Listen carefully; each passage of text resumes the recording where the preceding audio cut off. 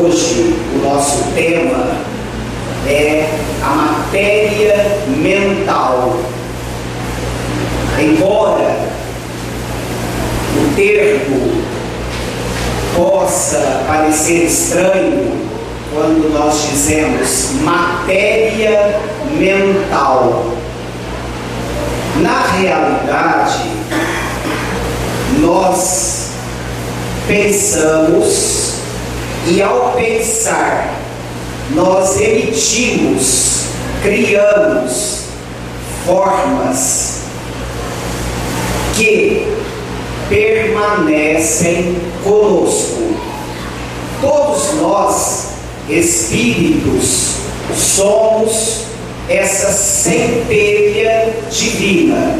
O foco luminoso é o espírito, a essência. O ser pensante é o espírito. E como ser pensante que tem um determinado poder, esse espírito atrai para o seu foco de energia elementos da própria natureza, o próprio corpo. O corpo que nos constitui organicamente é uma atração desse foco luminoso que é o espírito. Na realidade, somos nós, no processo reencarnatório, através dessa força, através desse pensamento, dessa energia que emitimos, somos nós mesmos que criamos o corpo físico. O processo de formação da matéria, do corpo biológico, depende do espírito, da necessidade do espírito. Daí, esse ser pensante, esse espírito, criar um corpo de acordo com a sua necessidade evolutiva. Ou seja, se em uma determinada encarnação eu tenho que experimentar uma determinada prova pelos meus débitos do passado, eu criei essa marca em meu corpo espiritual, eu criei uma marca. Essa marca vai determinar o óvulo e o espermatozoide, a matéria necessária para que aquele corpo tenha uma limitação, por exemplo, uma deficiência. Então, de acordo com a necessidade do espírito, são as atrações que nós realizamos. Nós atraímos aquilo que nos é peculiar, aquilo que nos é próprio. O Haroldo é um juiz na cidade de Belo Horizonte e é um estudioso do Evangelho. Ele tem feito traduções do Evangelho porque ele domina as línguas mortas, inclusive. Ele tem domínio sobre as línguas nas quais o Evangelho foi escrito. Então ele conseguiu fazer uma tradução do Evangelho e a sua mensagem é toda embasada, todas as suas palestras são embasadas no Evangelho de Jesus. E o Haroldo, quando esteve na USE, em São José do Rio Preto, no dia 31 de dezembro, quando ele finalizou esse seminário, O Céu e o Inferno, na finalização, ele nos contou uma história. Era a de um senhor, era um diretor em uma empresa, em um frigorífico, e esse diretor, em uma tarde, ele foi fazer uma vistoria em alguns setores.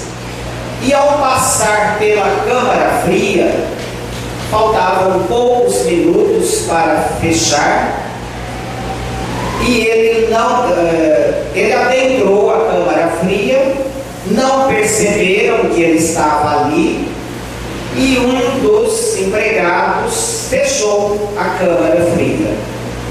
Era final de expediente e ele pensou: vou morrer.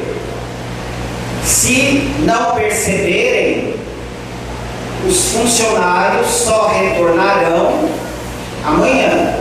E eu fiquei pensando, deve ter acontecido há muito tempo, porque hoje nós temos o celular. Mas pensei também, se for alguém como eu, que esquece o celular em qualquer lugar, ele poderia estar sem, né? Então ele adentrou a Câmara Fria e pensou: vou morrer, quando a porta se fechou.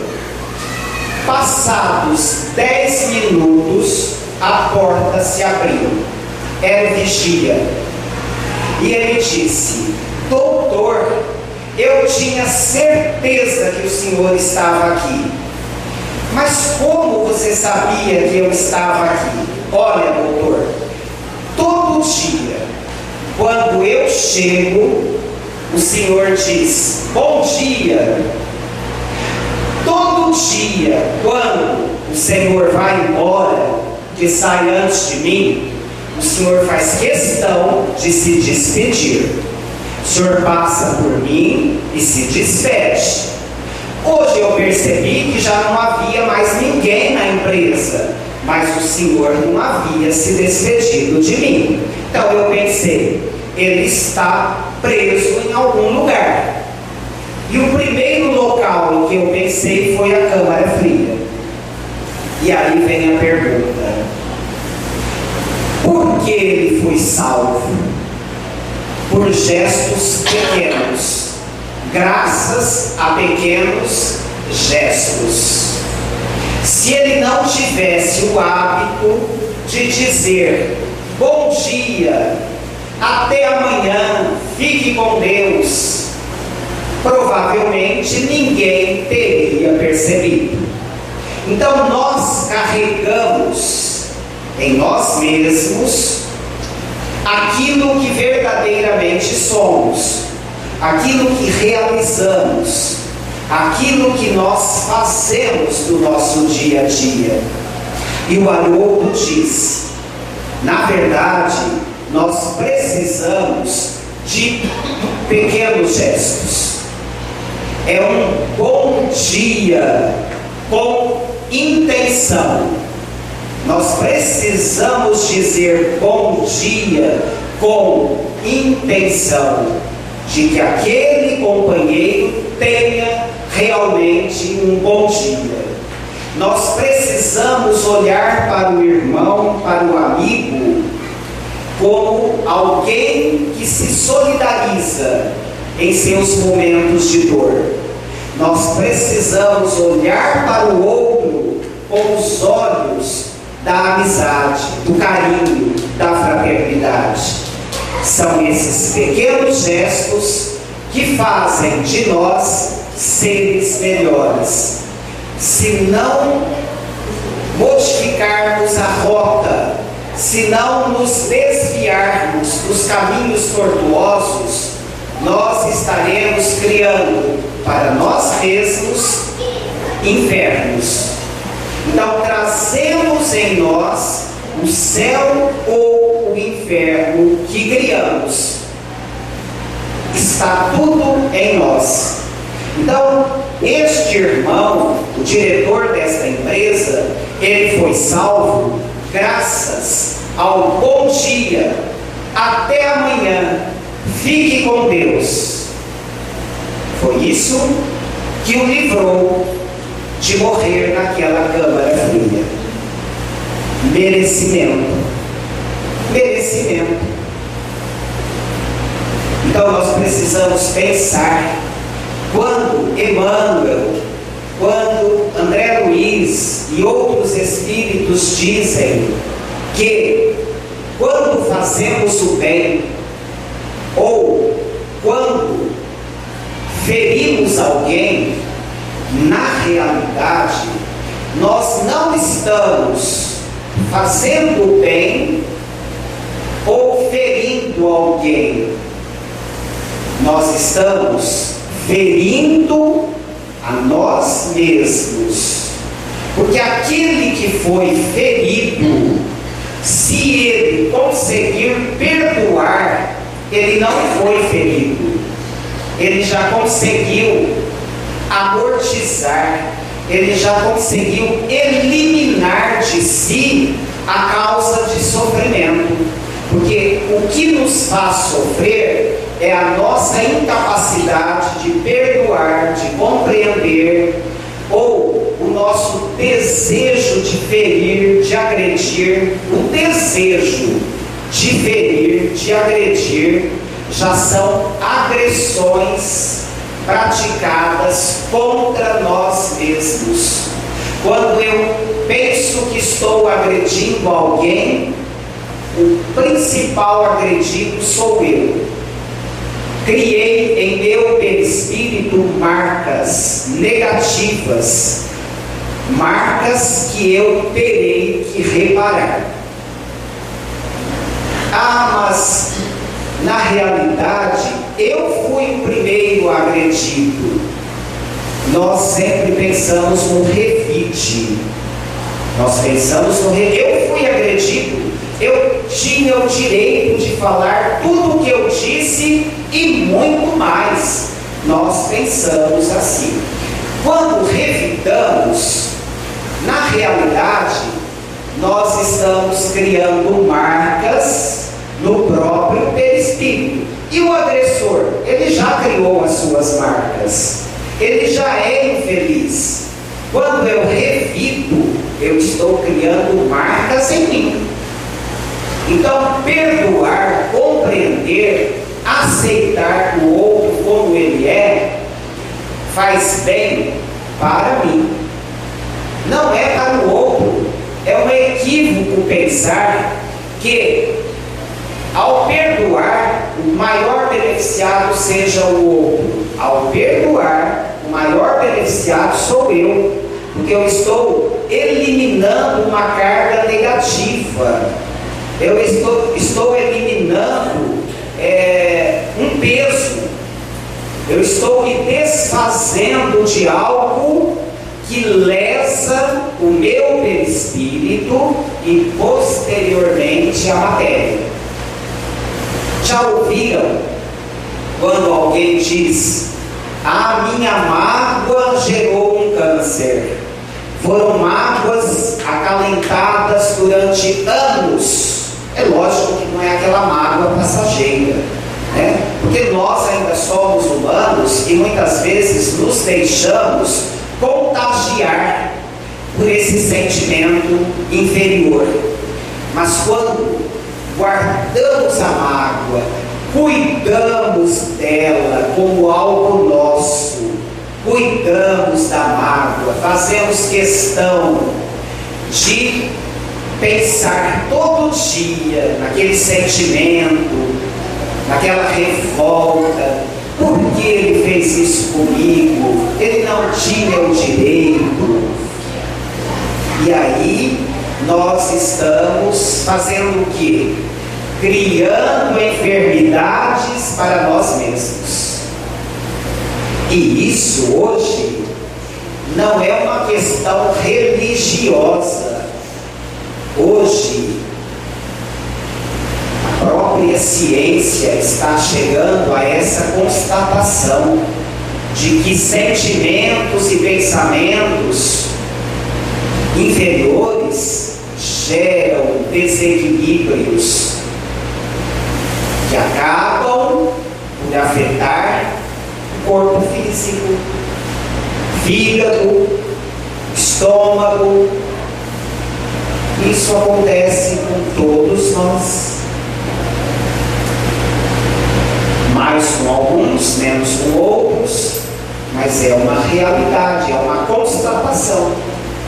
Então, temos em nós o céu ou o inferno? Observemos que este irmão trazia em si grande parte do céu e foi salvo em um determinado momento pelo céu que havia em si mesmo, com criação própria. Há um outro caso também citado pelo Haroldo nesse mesmo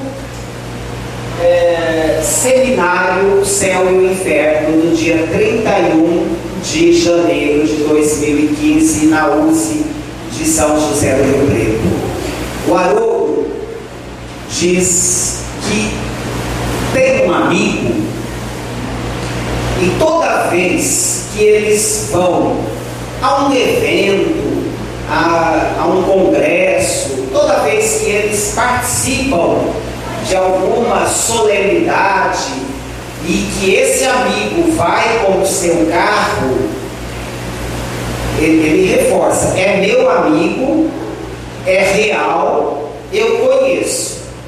E o Haroldo é um senhor da maior idoneidade, é um juiz em Belo Horizonte, é uma pessoa íntegra, é alguém que merece crédito. E ele diz assim: imaginem vocês, param 70, 100 carros, qual é roubado? Ou qual deles tem um pneu furado? É o do meu amigo. Disse ele brincando: procuro até colocar o carro longe, que é uma questão magnética, é uma questão de fluido, de energia, vai que contagia.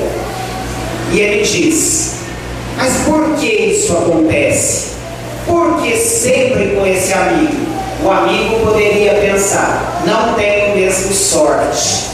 Na verdade, está tudo em nossa aura.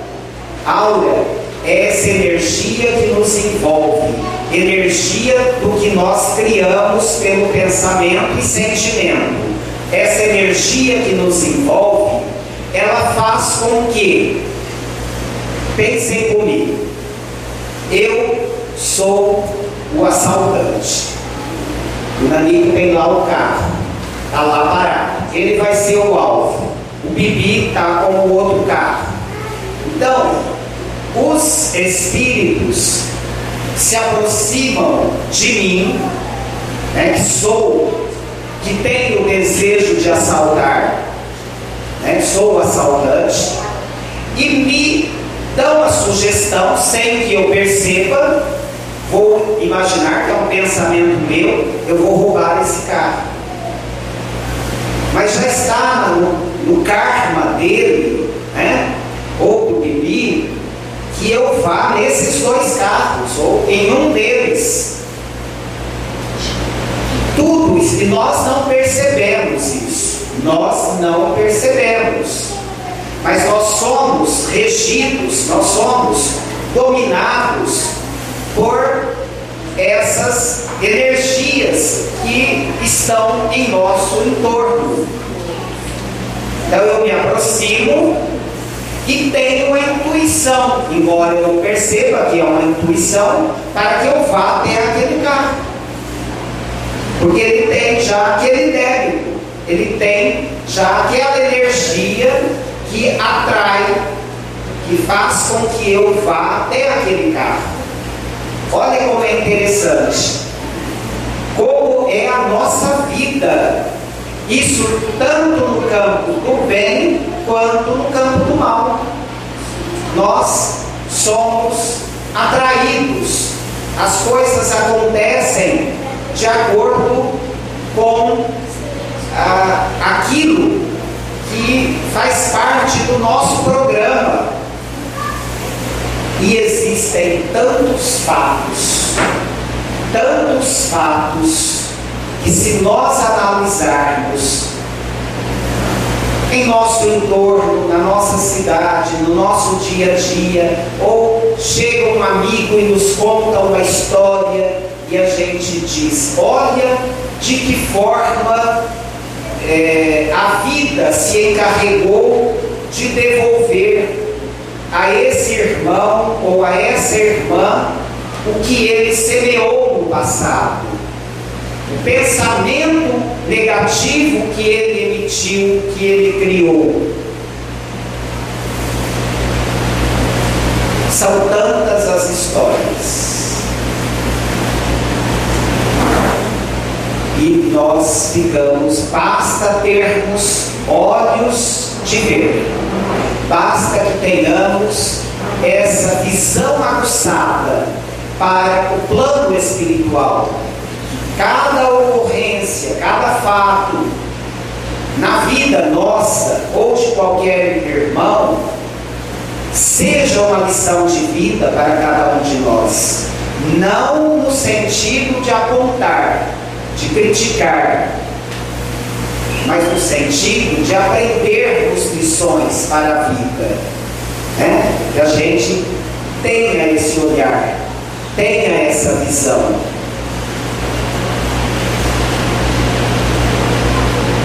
Eu vou ler agora, está no livro, eu falo logo, está dos ventiladores, mas se vocês não ouvirem,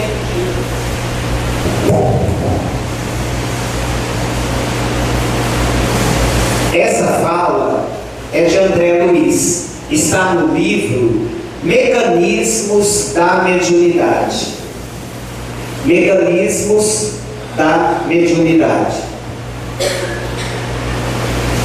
Filhos do Criador, dele herdamos a faculdade de criar, desenvolver, nutrir e transformar.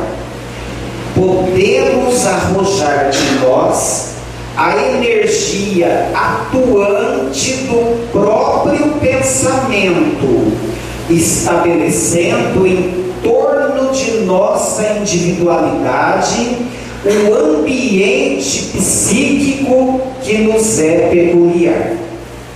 Então, através do pensamento e do sentimento, porque não podemos nos esquecer de pensamento e sentimento, porque há uma grande diferença.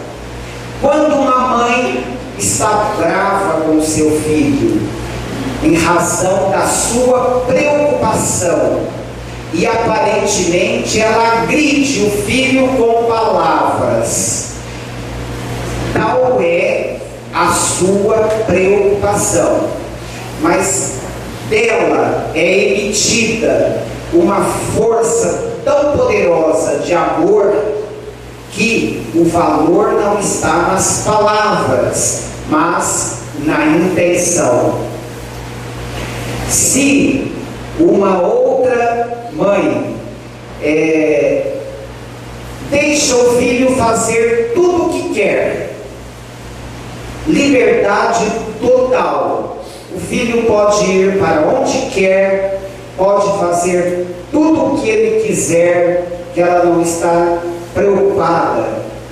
Na verdade, essa mãe que dá essa liberdade total, muitas vezes ela está pensando em uma liberdade utópica para ela mesma. Deixa ele ir, assim eu posso dormir, eu posso ficar no WhatsApp, é isso, né? No WhatsApp, eu posso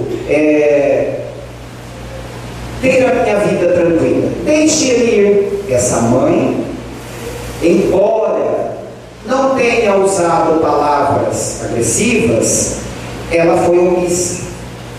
A intenção foi muito pior da segunda mãe que da primeira. Olha como que a intencionalidade é fundamental, é muito importante. Eu me lembro, isso há muitos anos, eu nunca bati em meus filhos, nunca, para não dizer nunca. Acho que uma vez na minha vida, porque nunca mais eu me esqueci. Quando ela era pequena, pequena, com seus 8, 9 anos, já sabia o que fazia. Foi até a casa da prima e ambas foram pela rodovia, que era época de manga madura, e nós ficamos em desespero à procura das duas. E quando ela chegou, e quando eu soube o que ela havia feito, eu dei umas palmadas. Não dormi à noite, né? Tal o arrependimento, mas eu fiquei agora pensando, e veio à minha mente quando eu ouvi o Haroldo fazendo essa comparação. No momento do medo, da preocupação, com aquela fuga, eu não me contive e dei umas boas palmadas. Então, na realidade, qual era a minha intenção? Bater? De forma alguma. Tanto é que eu não dormi. Mas naquele momento eu não me contive. Eu errei? Creio que sim. Deveria ter conversado muito, como eu fiz depois, mas não ter batido. Então, observemos que tudo depende da nossa intenção. Nós precisamos analisar qual é o pensamento, qual é o sentimento que nos governa. E é isso que faz a diferença. O que é que nos governa? Que tipo de pensamento e de sentimento? Porque o nosso pensamento tem cor. Olha que interessante. Tem cor, tem cheiro agradável ou não. Pensamento bom, carregado de sentimentos salutares, tem cheiro bom, ele tem forma, ele tem peso. Então, quando eu penso em tirar a vida de alguém, quando eu planejo, quando eu uso estratégias, penso quais os mecanismos que eu vou utilizar para atingir o meu objetivo, eu já estou criando formas. Olha, quando eu penso em realizar algo, seja bom ou ruim, o interessante é isso. Eu já estou criando essas formas de pensamento. É como se fossem bonecos de gesso. Então eu já penso, quem eu vou procurar para me ajudar naquele objetivo? Quem poderá ser meu cúmplice? Quem poderá me ajudar nessa empreitada? Eu já estou criando. Qual a arma que eu vou utilizar? Já estou criando. Antes de realizar. Ao criar todas essas formas negativas que ficam no meu entorno, em minha aura, imediatamente os espíritos inferiores se aproximam. Eles são atraídos. É magnético, é como um imã. Eles são atraídos. E aí, além do meu pensamento, os pensamentos que eles incutem, que eles inoculam em minha mente, que já está viciada para o mal. Então eu abri as portas para que outras mentes igualmente viciosas se aproximassem para a realização daquele objetivo. E aí a vontade se torna mais forte e a gente realiza. Quando se trata do bem, é a mesma coisa. Quando eu penso em fazer algo em favor do próximo, quando eu emito essa energia boa, quando eu penso e vibro de forma salutar, eu atraio aqueles que querem trabalhar no bem e vão aumentar, vão dar maior intensidade àquele meu desejo. E a gente vai e realiza. O Haroldo fez uma observação nessa palestra, né? Ou melhor, nesse seminário. Ele diz que para criar o inferno, ou para viver no inferno, tem que ser inteligente. Eu falei, nossa, mas que estranho isso, né? E aí ele deu um exemplo. Se você vê uma pessoa caída, qual é o seu instinto até? De socorrer. Você não planeja, você faz. Você socorre. Você realiza. É o bem. Quando você quer fazer o mal, você planeja, você arquiteta, você cria, usa estratégias. É preciso ter uma inteligência, porém focada no mal, para criar esse inferno. Porque nós criamos o céu ou o inferno. Tudo é criação nossa. Tudo é criação nossa. Então, se nós pensarmos agora de forma inteligente, não essa inteligência focada no mal, mas se nós pensarmos de forma bem inteligente, nós vamos pensar assim: o mal que eu estou tramando, o crime que eu penso em praticar, eu não vou ferir o outro, eu vou criar marcas negativas em mim mesmo, e eu vou ter que colher o que eu semear. O grande prejudicado será eu mesmo. Eu mesmo. Porém, se eu fizer o bem, idealizar o bem, trabalhar no bem, eu vou atrair o que é bom.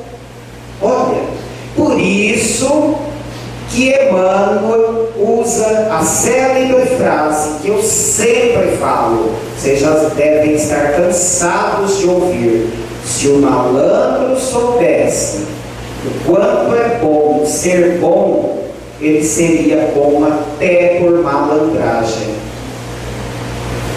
Olha, frase de Emmanuel.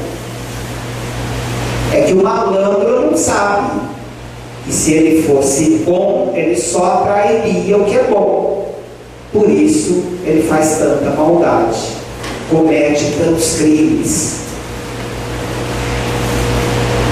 Porém, nós temos que pensar o seguinte: não nos cabe apontar o erro de quem quer que seja.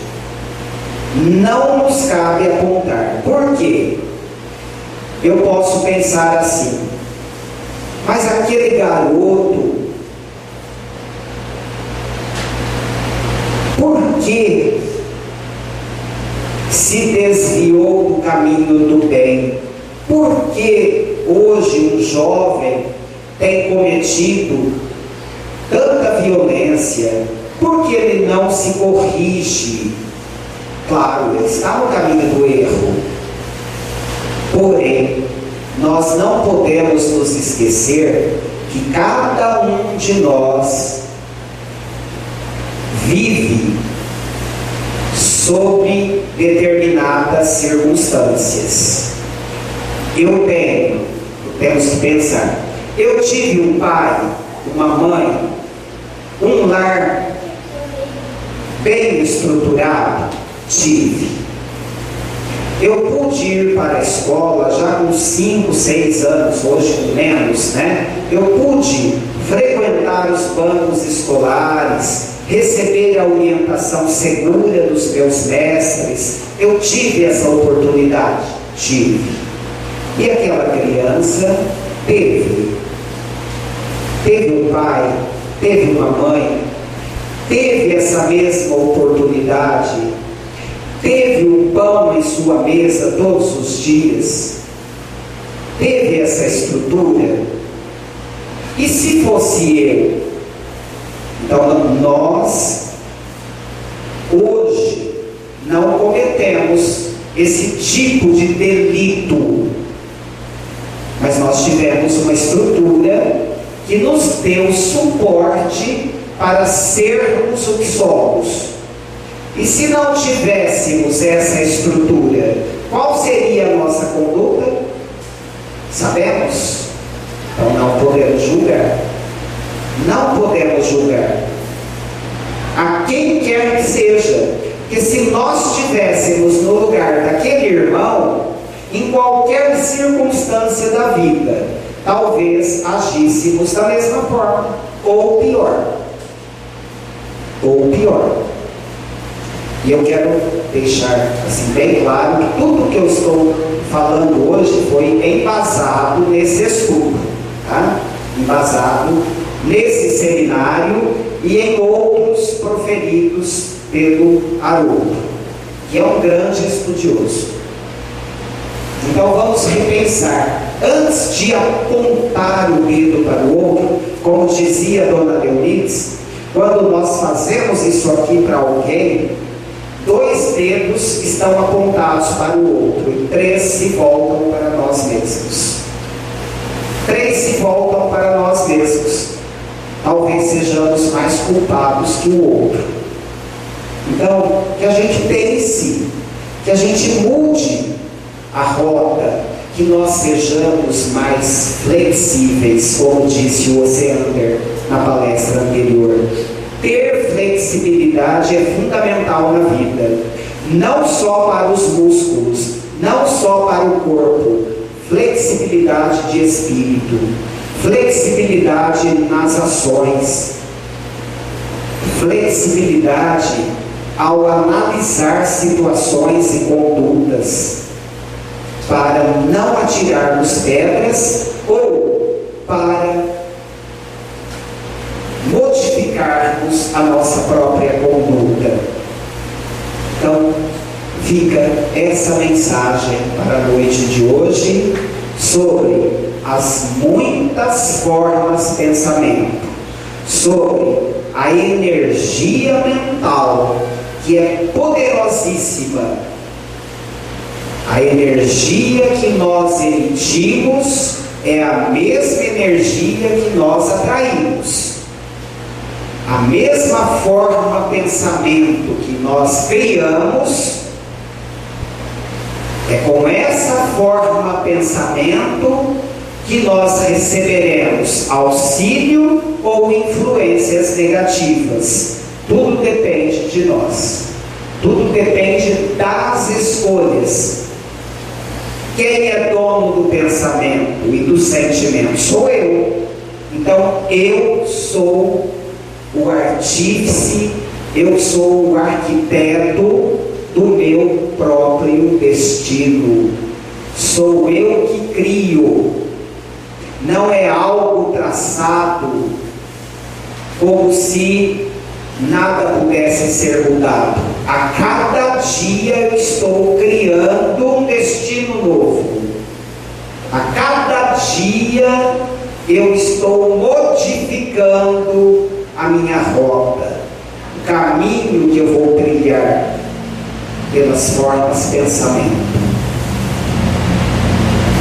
Então vamos pensar nisso para nos tornarmos seres, espíritos mais felizes, né? Que consigamos amealhar esses valores imperecíveis, esses valores que levaremos conosco. Pensemos nisso. Muita paz e que Jesus nos abençoe.